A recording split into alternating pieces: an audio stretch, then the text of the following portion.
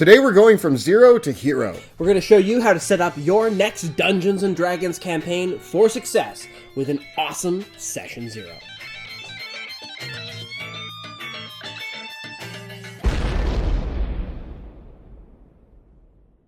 Greetings, my name is Monty Martin. And I'm Kelly McLaughlin. And we are the Dungeon Dudes. And today we're taking a look at our tips for running Session Zero for your next campaign. Now, holding a Session Zero is perhaps one of the most often recommended best practices for every Dungeons & Dragons group.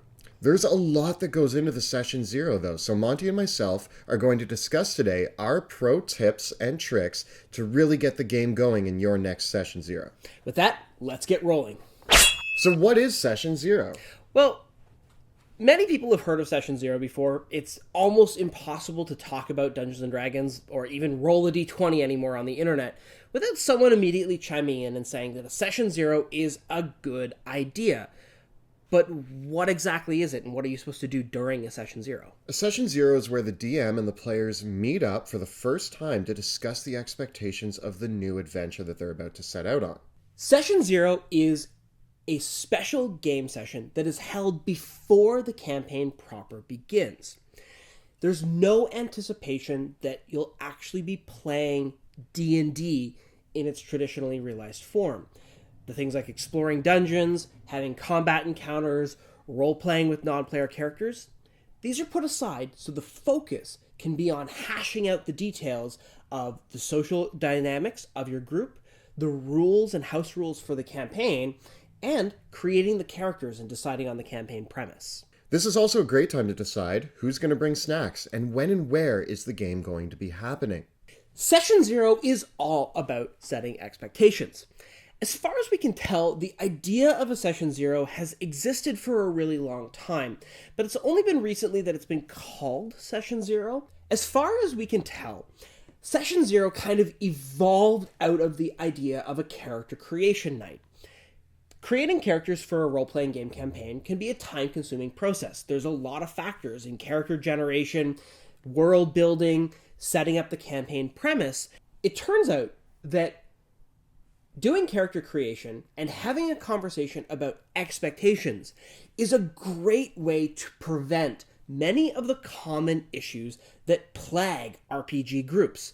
Things like scheduling problems, disagreements over the rules, poor group cohesion, and mismanaged expectations leading to a campaign that people aren't having fun with can all be prevented by having an excellent Session Zero. And that's really the evolution into Session Zero from just a character creation night. Character creation night was a focus on everybody builds their characters and then you get into the game. But it's really important to have a night to discuss what the rules at your table are, what the character cohesion is going to be between everybody that's playing, who's bringing what to the game sessions, where's it going to be held, how often are you going to play. These are all very important questions that you need to address in your Session Zero to just get everybody onto the same page, because you're going to have a lot more fun playing D&D if everybody has the same idea on what they're showing up to do. Now, there's no one-size-fits-all formula for Session Zero.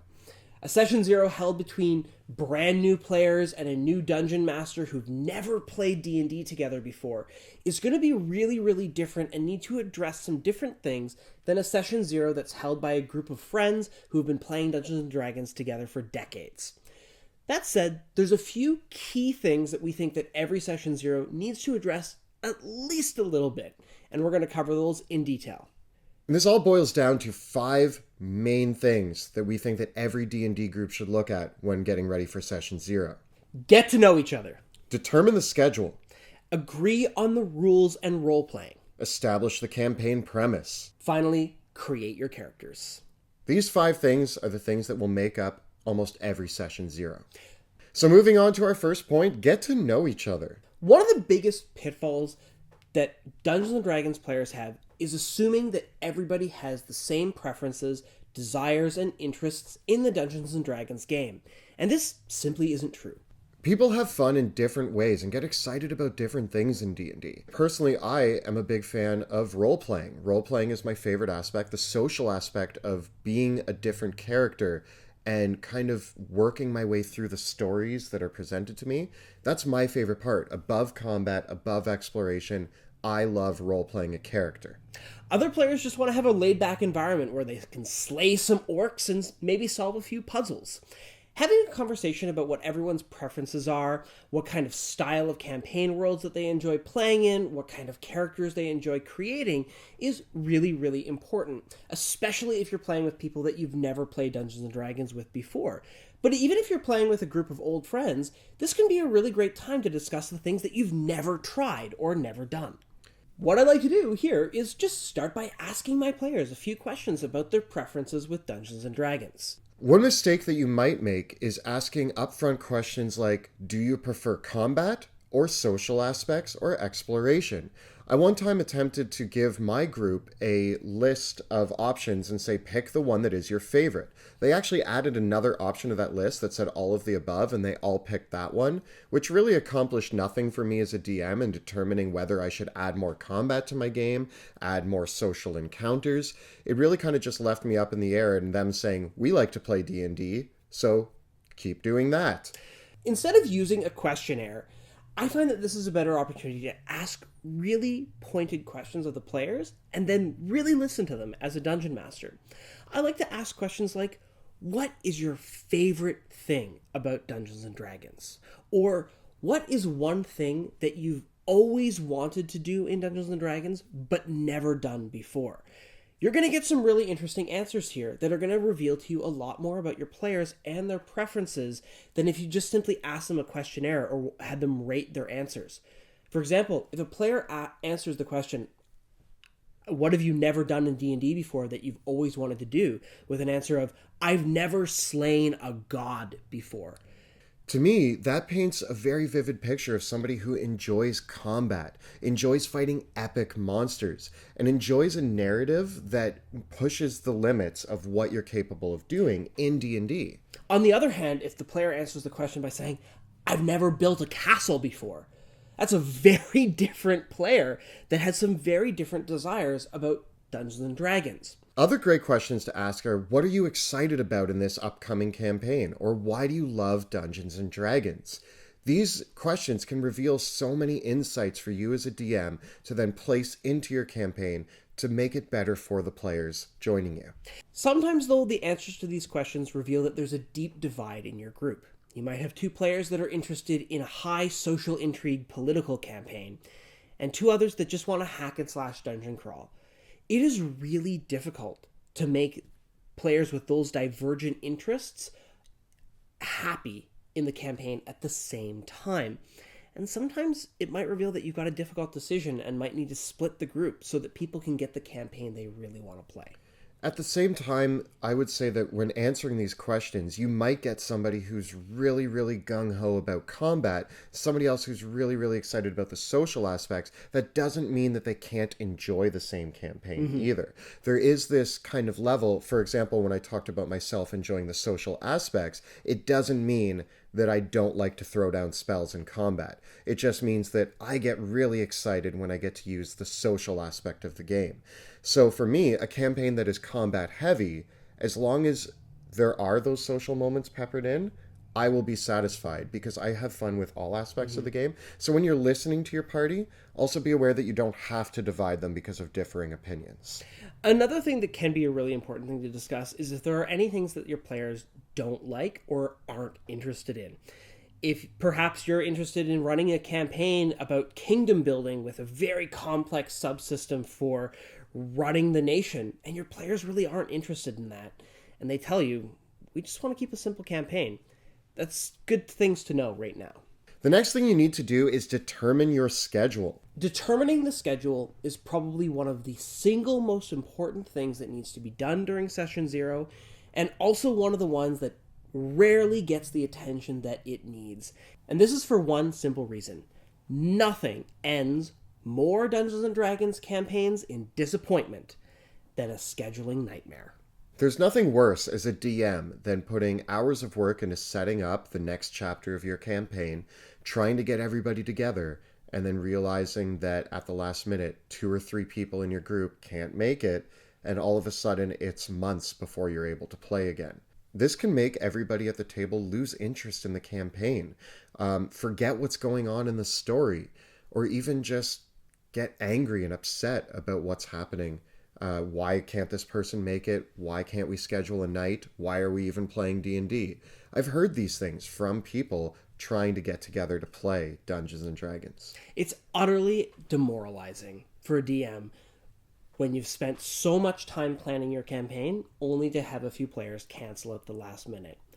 While real life will always be a factor and there's always emergencies, it really is important to discuss as a group what the cancellation policy is going to be, what the consistency with the schedule needs to be, and what kind of commitment is expected from everybody at the table. The reality of the situation is that some players and dungeon masters are willing to move things around in their own personal lives to make room for Dungeons and Dragons. And some people can't do this. This is what causes scheduling conflicts in D&D. My personal recommendation is that the group should come together and decide on one day of the week that will always be the D&D night, whether that's 6 p.m. on Tuesdays or 7 p.m. on Sundays or noon on a Saturday. Keep the day of the week and the time consistent. If a few people can't make it, cancel for that week and try for the next week. Constantly moving around which day of the week you're going to have the game session in order to accommodate different people's schedules is always going to be frustrating and will consistently lead to disappointment rather than successfully scheduling the next game. This method has worked very well for Monty and I. When I first started running my D&D games, I remember making the statement that we would just see what day works best for everybody. We actually weren't able to schedule a day for a few weeks until finally I said, you know what? We're doing Monday nights at 6 o'clock, and everybody adapted their schedules so that they could make that day, and it worked much, much better for us than us trying to find a day we were all off every week. What really sucks about this is that sometimes this means that you have a really good friend who just can't make the scheduling work. And it's more important to be honest about that situation and accept the fact that it's going to be difficult for your good friend to make it to this game session. But if everyone else can make it at that time, it might be the better decision to move forward with the time that everybody can make and commit to, rather than try to revolve the entire schedule around one person who has an erratic schedule. Another thing to pay attention to when you're talking about scheduling is how long you expect the campaign to last for. It's good to set these expectations so that the players know whether they're about to get into a few-week adventure or if this is going to be something that will span years. A person's dedication to the game may change based on how long they need to commit to it. Some people are very enthusiastic about year-long campaigns, where others may not be able to do that. This combines with the rate of play. If you're playing weekly, it's very easy to set the expectation that you're going to play a campaign that's going to go all the way to level 20, because you'll have the consistency of play to keep up with that, and you might actually get there. But if your campaign only meets once every couple weeks, or maybe only once a month, setting the expectation that you're going to play all the way to level 20 is extremely unrealistic. If you're only playing once a month, it will take you years and years to get to level 20. And that's something that not everybody can do without the team changing. I just wouldn't plan a campaign. Like, one of the things that many Dungeon Masters want to do is plan where the campaign's going to go. And if your campaign is only going to meet once a month, there is no purpose in you planning a campaign that's going to go all the way to level 20, because even if you have a really aggressive way of leveling up the characters, it's still going to take you years to get there. And the reality of it is that if you're planning on your campaign lasting for years and years and years and years, that's really something that you can only plan for with a group that has been very, very firmly established. If you're bringing together a brand new group of people that have maybe only played together erratically or have new friends that you're making through Dungeons and Dragons, set an expectation for a shorter campaign, one that might only last 2 or 3 months. This is really good if you're playing with a group of friends at a university or college, or at high school, or a summer-long campaign. Even as adults playing D&D, one of our friends recently had a baby, and we had to write them out of our campaign for the time being. He hopes to come back, but life happens. The other thing to be realistic about are things like summer holidays and December. and New Year's always had big impacts on this, and being realistic and honest with their schedule, saying, yeah, we're not going to try and schedule a D&D game in the last 2 weeks of December or the first week of January because everyone's schedule is crazy at that time. Or if you're on a school schedule, trying to schedule things during exams or at the beginning of the school year, that's madness. Acknowledge that those times are madness, skip those weeks, and come back into it when you can be consistent. Up here in the Great White North, we live in the land of legalization, and this is a really good time to discuss things like alcohol and other substances at your table, as your players might have different preferences regarding their use. It's also good to discuss who's bringing what snacks, what are you guys doing about food when you play, and just establishing these policies so that there's a clear understanding and there's no surprises when somebody shows up and says, I ordered pizza, and then somebody else is like, oh, I got us subs. That happened to me a few weeks ago, and now I realize we need a consistent food plan going forward. Or when everybody brings 2 bags of nacho cheese Doritos. I mean, I'll eat them all. Yeah, but like that's too... I'm not going to feel good about it. I think a snack policy is actually really important because we ran into a situation where everybody was bringing like a box of cookies and a bag of candy, and we had so much junk food at our table. I felt that gross. Everyone felt disgusting by the end of the night. And we had to be like, guys, we need to we had to say we need to stop bringing so much junk food to the game session because everyone was feeling fat. Somebody bring a veggie tray. It never gets eaten. No, we still eat only the junk food. I know, it's so bad. So once you've set your schedule and your policies regarding things like dinner time, it's time to actually get into the meat of the rules and role-playing of your campaign. There's a lot of rules for D&D, but every table handles them differently. You might have homebrew content that you're going to include, you might have house rules, or you might just be using a new system, such as the sanity system or something else from the DMG that you want to implement into this campaign that the players may have never experienced before. It's good to take this time to talk about these ideas. You might even consider playing a role-playing game that isn't Dungeons and Dragons. Regardless of the specifics, it's important to have agreement on them. And players, this is your opportunity to tell the Dungeon Master what your preferences are. If your Dungeon Master is saying, oh, I want to use all these house rules for spell casting, and you're looking at them being like, I don't like this, speak up.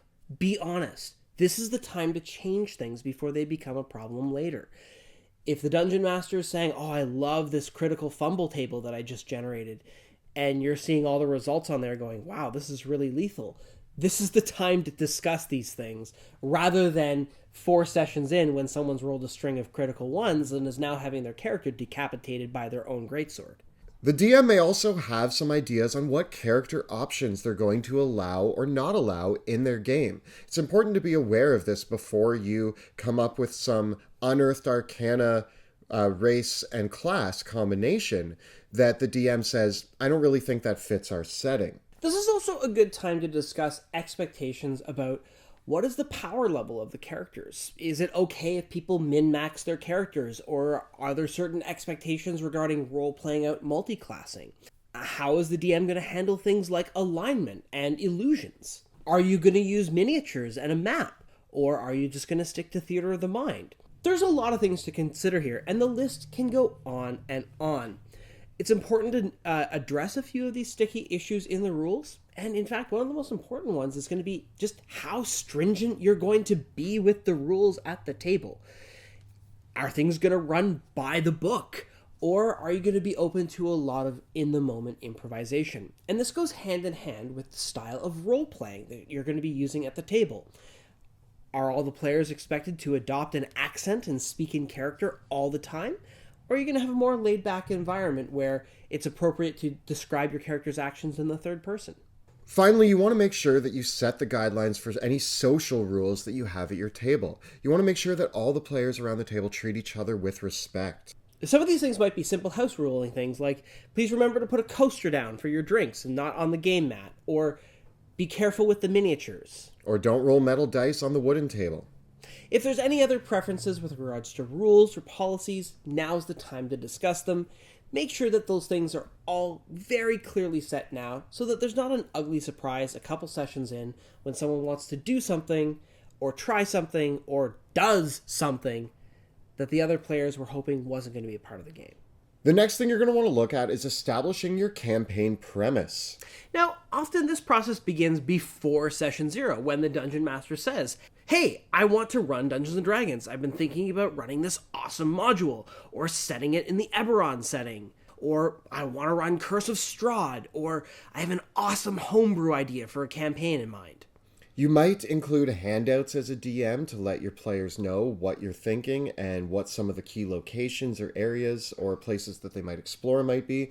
But also, you may not want to hand out too much, and you may not want to go overboard on over-explaining your campaign premise. Now, this is also where the players' preferences that you discuss in the first step might have an impact, because it's become increasingly a strategy for dungeon masters to prepare more than one campaign premise. Particularly if you're planning on running a module, you might use the discussion that you had back when you were getting to know each other to decide which of the official D&D modules you might want to run. If players are interested in gothic horror and a great villain and some really great role-playing opportunities, you might play Curse of Strahd. Whereas if you're interested in a more traditional dungeon crawl, something like Dungeon of the Mad Mage might be right up your alley instead. So a lot of DMs might include handouts, they might have presentations, or even music picked out to play during the campaign. They might deliver this all to the players to let them know exactly what they're in for. Presenting all these materials helps the players get inspired for creating their characters and gives them the information they need to ground their characters in the setting. It's also a great time to discuss how things like gore, violence, and sexuality may be depicted in the campaign. You want to make sure that everybody at the table is comfortable with the level of intensity that you're going to be providing in your campaign setting. Overall, this is a fun, creative opportunity for everyone to discuss how their preferences play into the different ideas that the Dungeon Master might be presenting. It can be an opportunity for the Dungeon Master to revise or refine a few of their ideas, and I really like to use this as a great moment to talk again about my players' expectations, because the players are going to give you, as a Dungeon Master, way more ideas. They're going to be saying things like, "Oh, I'm so excited to explore Skull Mountain," or "I can't wait until we get to the jungles of Chult," or "that character or city or place or monster sounds fantastic." If your players are already talking about the things that they're excited about, you definitely know the things that you need to plan for in your adventures. So listen very carefully to them, because they might be giving you ideas that you can use later on. Now that you've done all of these other things, it's time to create your characters. And with everything else that we've talked about in mind, this is a great opportunity to not only design the character that you're hoping to play, but talk about how they're going to relate to each other, which is a very important aspect in how the group dynamic is going to work. Party cohesion and player character motivation are one of the biggest stumbling blocks that can be addressed in Session 0. And one of the house rules that I use when I'm creating the characters is I, as the Dungeon Master, place the responsibility on the players to decide how their characters know each other and why they're working together. This gives me the seed that I use to start my campaigns off, and really offloads a lot of that cognitive load onto the players. And in my experience, I find that having the players do this usually yields more compelling, interesting, and meaningful relationships between the characters that can be explored and developed over the course of the campaign than any sort of forced rationale I might impose on the group for why they're working together. That's not to say this is the best way of handling it. Sometimes it is interesting to start the campaign off with all the players as prisoners or mercenaries who have all been hired for a job who don't know each other at all. But I really do like using this as an important way of establishing party cohesion, and I find that it's been so successful for me in my own campaigns that it's my go-to way of kicking things off. Even if you are going to start a campaign with all of the characters in prison, having them meet for the very first time, it's still important, in my experience, to tell them that there needs to be a reason that they would work with each other. Even if they're going to meet for the first time, when designing your characters, why would you guys work together? It's a very important question that needs to have an answer, because otherwise you could have a party of people backstabbing each other the whole campaign. If that's what you're going for, that's awesome. But if you want to have everybody work together, I've also found that role-playing is easier when you can bounce the role-playing concepts off of other people at the table.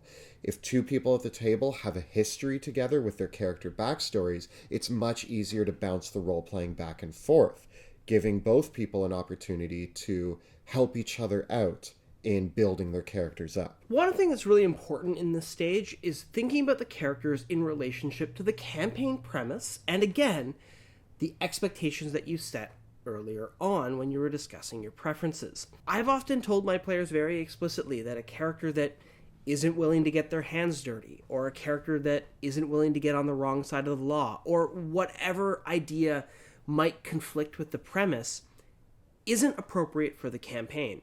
And I, as a DM, have vetoed player character concepts before because I was not confident that that character was going to be the right fit for the group of characters that were being created, nor were they going to work necessarily with the campaign premise. This is why I recommend to my players that they come to session 0 with multiple character concepts in mind, under the expectation that they might choose the best one that fits for the campaign. That being said, you should never pressure or feel pressure to play a character that you're not excited about. If you come with a few ideas, make sure that they're all ideas that you are excited to play. You do not want to take your favorite character concept that you've been thinking about for a year, lay it down just to have the DM say, oh, change this, this, this, and this, and suddenly it's not even the same character. If you get to that point, it's better to put that character aside for a different setting and try one of your other ideas that you're also excited about. As a DM, you should be willing to budge a little bit.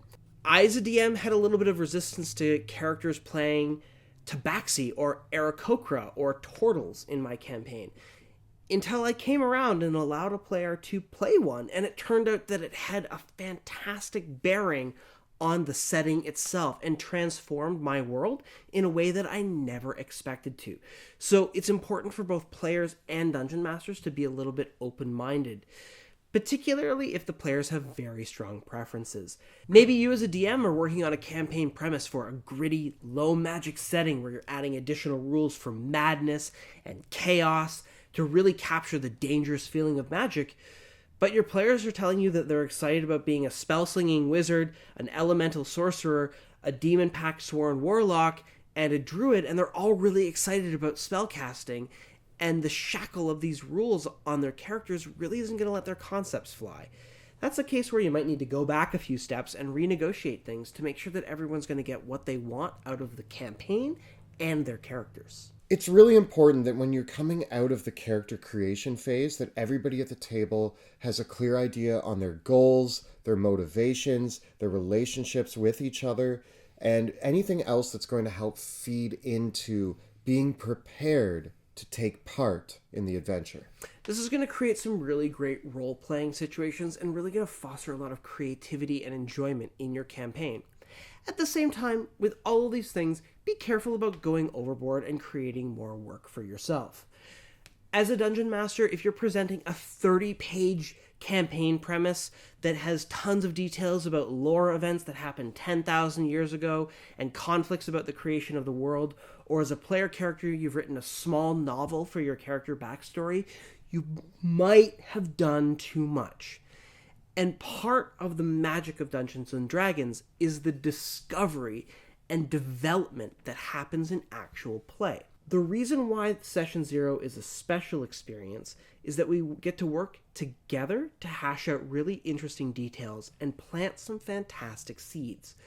Coming into a Session 0 with fully realized, deeply detailed, and fleshed out components actually works against that, because the more solidified the ideas are in your mind, the more that you've put in with writing, the more difficult it can be to make those concepts work together in a cohesive and interesting way. Keep an open mind and come into Session 0 with a sketch or a skeleton, then build the flesh onto it and set sail to adventure from there. To wrap up, we've looked at a lot of different parts of Session 0 and how you can use them to amplify the starting of your game. But this may differ depending on whether you're a group of brand new players setting out for the first D&D adventure you'll ever take, or a group of established players who have been playing together for years. I find that Session 0 can be a little bit less useful for a group of very new players or very experienced ones. Oftentimes, if I'm introducing Dungeons & Dragons to a brand new group of players, it may be better to come in with pre-generated characters and a quick premise and get them into the feeling of playing the game right away, rather than spending a whole time on Session 0. Conversely, experienced players who've been playing together for a very long time start to take a few things for granted, and unless your campaign is doing something very, very different, such as playing a new rule system or using a lot of new house rules, you might be able to do a lot of the Session 0 tasks over email or chat or text message so that you can actually get to playing in your first game session of your new campaign. So this is our look at Session 0 for Dungeons & Dragons 5th edition. We hope that this helps you kick off your next adventure with a bang. And of course, we would love to hear any tips and tricks that you might have for a successful Session 0 in the comments below.